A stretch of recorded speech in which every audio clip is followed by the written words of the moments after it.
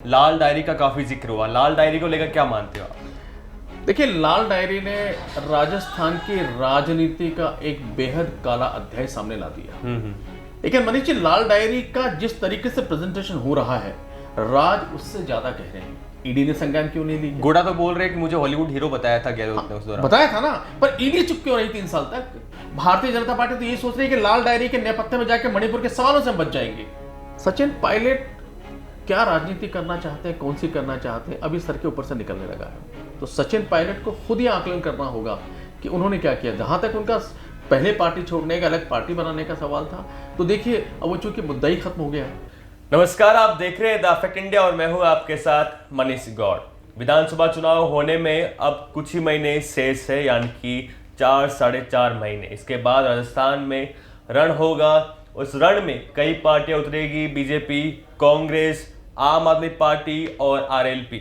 और भी छोटे मोटे दल रहेंगे, वो भी अपनी किस्मत की आजमाइश करेंगे। आज हमारे साथ राजस्थान की राजनीति पर बात करने के लिए मौजूद है योगेंद्र गुप्ता जी, जो कि प्रवक्ता है आम आदमी पार्टी के। इनसे हम तमाम राजनीति की बात करेंगे और सियासी जानकार भी है, राजस्थान की राजनीति पे अच्छी जानकारी रखते हैं। तो इनसे हम तमाम क्वेश्चन पूछेंगे, तमाम बातचीत करेंगे, चर्चा करेंगे। तो स्वागत है आपका योगेंद्र जी हमारे द फैक्ट इंडिया पर। बहुत बहुत धन्यवाद। सबसे पहला सवाल, नरेंद्र मोदी जो कि प्रधानमंत्री है, वो दौरा कर रहे हैं राजस्थान में। अभी दौरा है उनका सिक्कर में, शेखावाटी को साधने में जुटे हैं। क्या लगता है, क्या मानते हो आप उसको?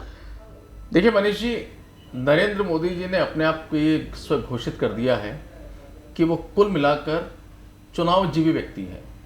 और इसलिए घोषित कर दिया कि देश में इस समय मणिपुर से ज्यादा ज्वलंत मुद्दा कोई है नहीं।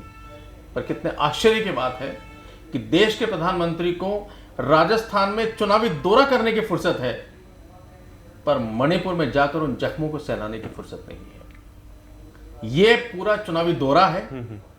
और राजस्थान में येन केन प्रकरण भारतीय जनता पार्टी किसी भी तरह आ जाए, इसके लिए यहां आकर जातियों को साधना, लोगों को फुसलाने का एक प्रयास है जो सफल नहीं होगा। वो इसलिए नहीं होगा क्योंकि अब जनता भारतीय जनता पार्टी और उसके नौटंकियों को बहुत अच्छी तरह समझने लगी है कि ये चुनावी जीवी लोग हैं। चुनाव के समय आते हैं, बड़ी बड़ी बातें करते हैं और चुनाव के बाद जनता को उसके हाल पर छोड़कर चुनावी जुमले बताकर कहीं एक गुफा में सो जाते हैं। तो ये हुई भाजपा की बात। कांग्रेस की बात करते हैं। कांग्रेस पार्टी में अभी खींचतान सामने आ गई थी और एक मंत्री को अपना पद गंवाना पड़ गया था उनके बयान के चक्कर में। विधानसभा में हंगामा हुआ। 16 तारीख की जो तारीख थी वो सबको याद रह गई। लाल डायरी का काफी जिक्र हुआ। लाल डायरी को लेकर क्या मानते हो आप? देखिए, लाल डायरी ने राजस्थान की राजनीति का एक बेहद काला अध्याय सामने ला दिया। लेकिन मनीष जी, लाल डायरी का जिस तरीके से प्रेजेंटेशन हो रहा है, राज उससे ज्यादा गहरे हैं। और राज इसलिए कह रहे हैं कि भारतीय जनता पार्टी और कांग्रेस दोनों इस पर एक्सपोज हो रही है। एक्सपोज इसलिए हो रही है कि भारतीय जनता पार्टी लाल डायरी के पहले आप याद करें, सचिन पायलट का समर्थन कर रही थी। सचिन पायलट को योग्य नेता बताती थी। लेकिन सचिन पायलट जब शांत हो गए, ऐसा लगने लगा कि उनका सेटलमेंट कांग्रेस में हो जाएगा, अब उन्होंने सचिन पायलट को छोड़ दिया और राजेंद्र गुढ़ा का समर्थन कर रहे हैं। भारतीय जनता पार्टी ने चूंकि पिछले 4.5 सालों में किसी भी तरह विपक्ष का चेहरा नहीं बन पाई, अपना दायित्व पूरा नहीं किया, उनको लग रहा है कि लाल डायरी के रूप में एक ऐसा चिराग उनके हाथ में लग गया जिसको घिसने से राजेंद्र गुढ़ा के माध्यम से वो राजनीति में सत्ता के दरवाजे तक पहुंच जाएंगे। तो फायदा होगा बीजेपी को। कोशिश कर रही है। लेकिन वहां सवाल उनके ऊपर भी उठ रहा है क्योंकि गुढ़ा बार बार ये कह रहे हैं कि उस डायरी में वो सारे राज दफन है कि हेलीकॉप्टर खाली कैसे गया था, राज्यसभा में किस किस को पैसे दिए गए थे। तो अगर हेलीकॉप्टर खाली गया इसलिए क्योंकि उसमें हेलीकॉप्टर बैठने वाले भारतीय जनता पार्टी के विधायकों को धन दिया गया और उसका अगर ब्यौरा लाल डायरी में है, तो फिर सवाल तो भारतीय जनता पार्टी पर भी उठ रहा है। डायरी धर्मेंद्र राठौड़ की बताई जा रही है। उसमें जो संकट आया था अशोक गहलोत सरकार पर, तो उस दौरान किस एमएलए को कितने पैसे दिए गए थे और पूरा जो विवरण था वो उस डायरी में मेंशन है, ऐसा राजेंद्र गुढ़ा का कहना है। तो राजेंद्र गुढ़ा कह रहे हैं, संगीन आरोप लगा रहे हैं। 1992 में जो घटना हुई थी, जो कांड हुए थे, वो जो फिल्म अभी भी रिलीज होने वाली है, तो उसका भी बताया जा रहा है कि नाम है उसमें धर्मेंद्र राठौड़, शांति धारीवाल, अशोक गहलोत की भी भूमिका है, गुड़ा बोल रहे हैं। नहीं, देखिए मनीष जी, आप इस बात को, मैंने कहा ना, गहराई दूसरे पहलू पे आते हैं, कांग्रेस के पहलू पर। इस बात की गहराई को समझिए। सवाल नंबर 1, राजेंद्र गुढ़ा के पास वो डायरी इतने समय से है, तो उन्होंने अब तक राज क्यों नहीं उजागर किया। सवाल नंबर 2, ईडी के छापे के दौरान किसी फिल्मी अंदाज में वो वहां घुसते हैं, ईडी के तमाम अफसर वहां पर, पुलिस वहां पर, और वहां किसी एंग्री मैन की तरह, अमिताभ की तरह वो डायरी निकाल लाते हैं। ईडी ने संज्ञान क्यों नहीं ली? गोड़ा तो बोल रहे हैं कि मुझे हॉलीवुड हीरो बताया था गहलोत ने उस दौरान। बताया था ना, पर ईडी चुप क्यों रही 3 साल तक? 3.5 साल ईडी चुप क्यों है? ईडी ने क्यों नहीं केस दर्ज करवाया? क्यों नहीं इसके ऊपर हंगामा हुआ कि निकाल ले गए यहां पर? उसके बाद में प्रश्न ये भी उठता है कि जब इतने सारे सवाल उठाए जा रहे हैं तो आकर अशोक गहलोत क्यों नहीं बताते कि लाल डायरी में है क्या? अगर है तो बोले, अगर नहीं है तो बोले। मैंने आपसे क्या कहा शुरू में, लाल डायरी अब एक सिंबल है, लेकिन लाल डायरी के पीछे राजनीति का घिनौना सच सामने आ रहा है, और यह सच फिर ये बता रहा है कि राजनीति में अंदर खाने लोग किस तरीके से एक होकर के काम करते हैं। राजेंद्र गुढ़ा की अपनी राजनीतिक मजबूरियां होंगी, राजेंद्र गुढ़ा का अपना राजनीतिक एजेंडा हो सकता है, लेकिन सच्चाई ये है कि इस लाल डायरी से अगर कांग्रेस का सच सामने आ रहा है, अगर कांग्रेस सवाल की कैटेगरी में है, तो कैटेगरी के अंदर भारतीय जनता पार्टी उतनी है। इसलिए बार बार कहते हैं इस राजस्थान में ना कांग्रेस भला कर सकती है, ना भारतीय जनता पार्टी भला कर सकती है। अगर इस राजस्थान की दशा और दिशा को बदलना है, अगर राजनीति को बदलना है, और अगर जनता को सही मामले में सुशासन देना है, तो फिर इन दोनों दलों से छुटकारा पाकर आम आदमी पार्टी को यहां पर लाना होगा। और एक बात और, लाल डायरी के पीछे नेपथ्य में ये दल मिलकर कर क्या रहे हैं, जो जनता की मूलभूत समस्याएं हैं उन समस्याओं से छुटकारा पा रहे हैं, जनता को दिग्भ्रमित कर रहे हैं, सारे मुद्दों को भटका रहे हैं। क्या लाल डायरी शिक्षा के मुद्दों को खा जाएगी? क्या लाल डायरी भ्रष्टाचार के मुद्दों को खा जाएगी? क्या लाल डायरी स्वास्थ्य के मुद्दों को खा जाएगी? क्या लाल डायरी बजरी माफिया को खा जाएगी? क्या लाल डायरी जितने हमारे यहाँ पर महिला सुरक्षा उनको खा जाएगी? भारतीय जनता पार्टी तो ये सोच रही है कि लाल डायरी के नेपथ्य में जाकर मणिपुर के सवालों से हम बच जाएंगे। जो असली सवाल है उनसे छुपने का दोनों दल प्रयास कर रहे हैं। आपने कहा कि आम आदमी पार्टी विकल्प है, आम आदमी पार्टी 200 सीटों पर चुनाव लड़ने के मूड में है, लड़ेगी भी, लेकिन लड़ना अलग बात होती है और जीतना अलग बात होती है। यहाँ पर देखते तो जातिगत समीकरण मायने रखते हैं, किसी नेता का अपनी सीट के अलावा बाकी विधानसभा सीटों पर भी प्रभाव होता है, सचिन पायलट, हनुमान बेनीवाल, किरोड़ी लाल मीणा। तो क्या लगता है, आप गठबंधन होना चाहिए था किसी पार्टी के साथ, आरएलपी के साथ, तो फायदा होता? देखो मनीष जी, आम आदमी पार्टी राजनीति बिल्कुल अलग करती है, अलग तरह की राजनीति हम लोग लेकर चलते हैं, और हमने शुरू में कहा है कि हम राजनीति बदलने आए हैं, राजनीति करने नहीं आए। जहां तक आप गठबंधन की बातें करते हैं, बड़े नेताओं की बात करते हैं, तो जब पहली बार हम दिल्ली में जीते थे, हम क्या थे? हमारे पास कोई संगठन नहीं था, आदमी नहीं थे, चुनाव लड़ने वाले लोग नहीं थे, पैसा नहीं था। उसके बाद भी क्या हुआ? हम जीते। हम दूसरी बार जीते तब भी हालत थी, फिर भी हम जीते। पंजाब के अंदर क्या था? वहां भी कुछ नहीं था, लेकिन जीते। देखिए, जनता जो होती है ना, जनता किसी भी दल की ईमानदारी को देखती है, जनता उस दल के जो लोग हैं उनके अंदर की निष्पक्षता को देखती है, और अगर उनको आशा के क्योंकि बलवान क्या है, अगर आप ये कहते हैं कि संगठन बड़ा होने से या कद्दावर नेता होने से जीत मिलती, तो फिर नरेंद्र मोदी से बड़ा नेता है कौन? बताइए मुझे, कोई है नेता दिख रहा है आपको? जैसा लोग कहते हैं भारतीय जनता पार्टी के उनके आगे एक अकेला मोदी सब पर भारी, मतलब कोई नहीं है। लेकिन कर्नाटक में गए थे ना, वो बार बार वही तो कहते हैं कि आपका दिया हुआ एक वोट नरेंद्र मोदी को जाता है, ये कहते हैं ना, वही जिम्मेदारी लेते हैं। क्या हुआ कर्नाटक में? क्या हुआ पंजाब के अंदर? दिल्ली में तो सारी मशीनरी है, क्या हुआ दिल्ली के अंदर? जनता को, हमें राजनीति में जनता को बेवकूफ बनाना या बरगलाने का अब समय खत्म हो रहा है। युवा पीढ़ी आ रही है, जवान पीढ़ी आ रही है, मुद्दों को समझती है, सोशल मीडिया है, वो सब जानती है। इसलिए बार बार मैं कहता हूं कि अगर आप ये कहते हैं संगठन है हमारा, 7,500 पदाधिकारी हमने बनाए, ब्लॉक लेवल पर हम चले गए, पंचायत स्तर पर हम जा रहे हैं, लगातार हमारी कैंपेनिंग चल रही है। अब चूंकि उनके पास धन का बम्बारमेंट है, तो जिस तरीके से धन प्रदर्शन के आधार पर वो करते हैं, निश्चित हम उतना नहीं कर सकते वहां पर, लेकिन हम कार्य कर रहे हैं। और मैंने बार बार कहा, जनता बलवान है, जनता मजबूत होनी चाहिए, क्योंकि जनता जानती है कि 66 सालों में अगर ये दोनों दल कुछ नहीं कर, अगर कुछ करना होता तो कर चुके होते हैं, तो अगर ये 5 साल फिर आ जाएंगे तो कर क्या लेंगे? ये जनता के उस माइंडसेट को पढ़ने की कोशिश कीजिए आप। अभी जब आप पढ़ेंगे तो फिर आपको लगेगा कि आम आदमी पार्टी के आने की संभावना सबसे ज्यादा क्यों। बात करते हैं भाजपा की। भाजपा के तमाम जो बड़े बड़े दिग्गज नेता है, जेपी नड्डा हो गए जो पार्टी अध्यक्ष है, अमित शाह हो गए गृह मंत्री, और मोदी दौरा कर रहे हैं, बीते 9 महीने में 8वीं बार ये दौरा उनका सिक्कर में है। उनकी नज़र है, उनका फोकस बनाए हुए राजस्थान पर, तो पूरे जी जान झोंक रहे हैं, दौरे कर रहे लगातार। तो क्या लगता है कि एक ट्रेंड भी है कि कांग्रेस के बाद भाजपा आने के आसार है, तो भाजपा के लिए स्थिति ठीक दिख रही है? और अशोक गहलोत कि खिलाफ जो सत्ता विरोधी लहर होती है वो नहीं बन पाई है, तो बीजेपी का फोकस है, तो क्या लगता है कि जो ट्रेंड है वो टूटेगा या 50-50% चांस है या आपकी पार्टी बहुमत लाएगी, कुछ समीकरण अलग देखने को मिलेंगे? देखिए, मेरा कहना तो ये है कि जनता समझदार है। हाँ, दोनों ही सत्ता में नहीं आएंगे, सत्ता में तीसरा दल आएगा, पहली बात। दूसरी बात, आप जो कह रहे हैं कि नरेंद्र मोदी भी आ रहे हैं, जेपी नड्डा भी आ रहे हैं, अमित शाह भी आ रहे हैं, बाकी बड़े लीडर आ रहे हैं, तो दो बातें क्लियर हो गई है।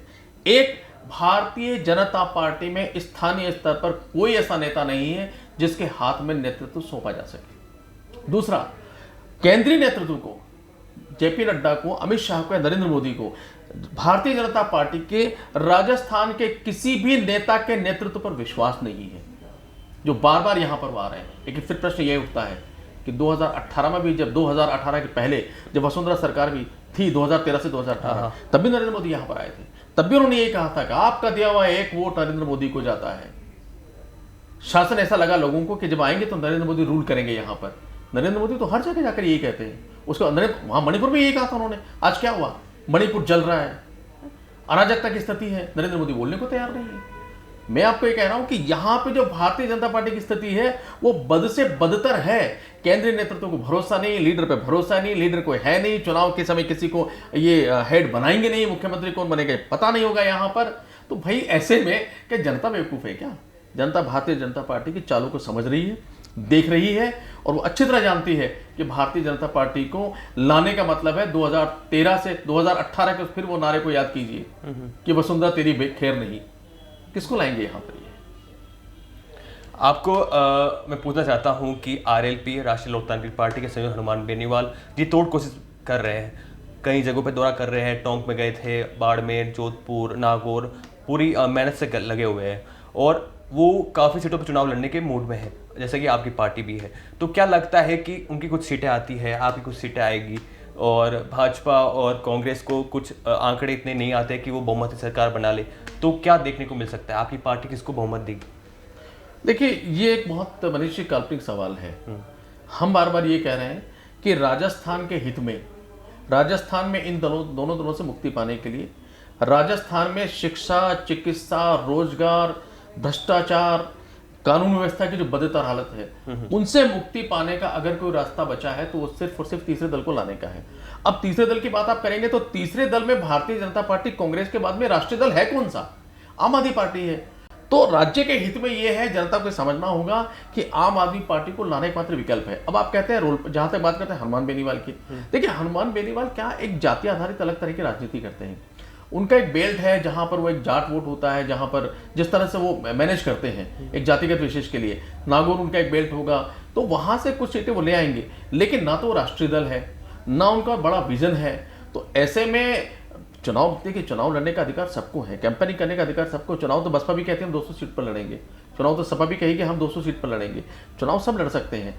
प्रश्न यही उठता है कि जनता विश्वास किस पर करेगी? आपका विजन साफ है कि आप किसी के साथ गठबंधन नहीं करोगे। देखिए, राजनीति हमेशा संभावनाओं का खेल होती है, लेकिन आज की तारीख तक जब मैं आपको इंटरव्यू दे रहा हूं, तब हम ये कह सकते हैं कि आज की तारीख में हम पूरी 200 सीटों पर चुनाव लड़ने की तैयारी कर रहे हैं और उसी को दृष्टिगत रखते हुए हमारी समस्त गतिविधियां संचालित हो रही है। सचिन पायलट भी अब गहलोत के साथ आते हुए दिख रहे हैं, कुछ ना बयान आ रहा है, ना कुछ प्रतिक्रिया आ रही है। गुड़ा ने इतने तमाम जो किया है, ये हंगामा मचाया था विधानसभा में, पायलट ने चुप्पी साधी हुई है, क्या मानते हो आप? देखो, सचिन पायलट के ऊपर हमने बहुत एपिसोड किए, मैं भी बहुत सारे शो में आया आपके पहले। सचिन पायलट क्या राजनीति करना चाहते हैं, कौन सी करना चाहते हैं, अभी सर के ऊपर से निकलने लगा है। क्योंकि सचिन पायलट ने जितने सवाल उठाए थे वो सारे सवाल अनुत्तरित हैं, और अगर सचिन पायलट उन सारे सवालों को चुप्पी साध कर अगर वो इलेक्शन कैंपेनिंग में कांग्रेस के साथ या अशोक गहलोत के साथ जाते हैं तो उनकी खुद की विश्वसनीयता पर बहुत बड़ा सवाल खड़ा हो जाएगा। लेकिन अब वो सचिन पायलट की राजनीति है, वो कांग्रेस की आंतरिक राजनीति है। सचिन पायलट को क्या करना चाहिए, क्या नहीं करना चाहिए, वो क्या करेंगे नहीं करेंगे, ये सचिन पायलट का विषय है। मुझे नहीं लगता कि सचिन पायलट समझदार होंगे। उनको लग रहा होगा कि इतने सारे सवालों के बाद अब वो जिस तरीके से राजनीति कर रहे हैं, उस राजनीति का आगे जाकर क्या हश्र होगा वो शायद बेहतर समझते होंगे। क्या सचिन पायलट पहले, कुछ महीने पहले जब ये पूरा घटनाक्रम हो रहा था, माहौल राजस्थान में हंगामे लायक था, तो पार्टी बनाते अपनी अलग और किसी के साथ गठबंधन करते, तो क्या उनको फायदा होता कांग्रेस पार्टी छोड़कर? नहीं, देखिए जिस तरीके से सचिन पायलट ने मुद्दे उठाए थे और सचिन पायलट ने जिन मुद्दों को उठाया, उनका पहला मुद्दा था कि मुझे मुख्यमंत्री पद का पद चाहिए। उनका दूसरा मुद्दा था कि जो मीडिया में आया कि दूसरा था मुझे पीसीसी चीफ बनना चाहिए। फिर तीसरा उनका सुनने में आया कि इलेक्शन कैंपेनिंग का हेड वो बनाएंगे। लेकिन तीनों चीज उनको मिली नहीं, उनको एक साधारण सदस्य बना के रख दिया। फिर उसके बाद उन्होंने वसुंधरा पर अटैक किया भ्रष्टाचार को लेकर, उसके ऊपर कोई कार्रवाई हुई नहीं। उन्होंने कहा कि जो आरपीएससी में जो पेपर लीक हुए हैं, उन पेपर लीक के जो अभ्यर्थी थे उनको मुआवजा मिलना चाहिए। 1 रुपया किसी को मिला नहीं, आरपीएससी भंग हुई नहीं। तो सवाल ये उठता है कि किसी भी, देखिए कोई भी राजनेता हो, किसी भी राजनेता की जवानी विश्वसनीयता वो बहुत बड़ा मायने रखती है। तो सचिन पायलट को खुद ही आकलन करना होगा कि उन्होंने क्या किया। जहां तक उनका पहले पार्टी छोड़ने का, अलग पार्टी बनाने का सवाल था, तो देखिए अब वो चूंकि मुद्दा ही खत्म हो गया। अगर वो बनाते तो क्या होता, तो अगर के सवाल का कोई मतलब नहीं है। लेकिन हाँ, अगर वो राजनीति में कांग्रेस को छोड़ देते, वो किसी अन्य दल में जाते या अन्य दल में नहीं जाकर के अलग पार्टी बनाते, तो संभावना थी कि उनका भी और राजनीति का जो एक पूरा सिनेरियो है उस पर शायद आपको नई नई चीज देखने को मिलती है। पर राजनीति में कह नहीं सकते कब क्या हो जाए, कुछ भी देख सकता है। दो शत्रु आपस में मिलते हुए दिख सकते हैं। तो राजस्थान की राजनीति में बहुत कुछ होने वाला है, क्योंकि चुनाव में कम समय बचा है और सचिन पायलट, अशोक गहलोत एक साथ आके चुनाव लड़ते हुए दिख रहे हैं। क्योंकि जो कैंपेन कमेटी की वो आई थी, सूची आई थी, उसमें सचिन पायलट का भी नाम था, गहलोत का भी नाम था, और जो मुख्य थे उसमें डोटासरा थे। तो डोटासरा के अंडर सचिन पायलट काम करेंगे, वो पर्चा करेंगे अपनी पार्टी के लिए। और भाजपा आ रही है, कमर कस चुकी है, पर्चा कर रही है आम आदमी पार्टी। जैसा कि योगेंद्र जी ने कहा है कि हम 200 सीटों पर चुनाव लड़ेंगे और विकल्प बनेंगे राजस्थान की जनता के लिए। तो देखना होता क्या है, जनता किसको अपना मुद्दे को लेकर, सुलझाने को लेकर विश्वास जताती है, वो साफ हो जाएगा उसी दिनों में। हमारे साथ जुड़ने के लिए बहुत बहुत धन्यवाद सर आपका। आप देखते रहिए द फैक्ट इंडिया। नमस्कार।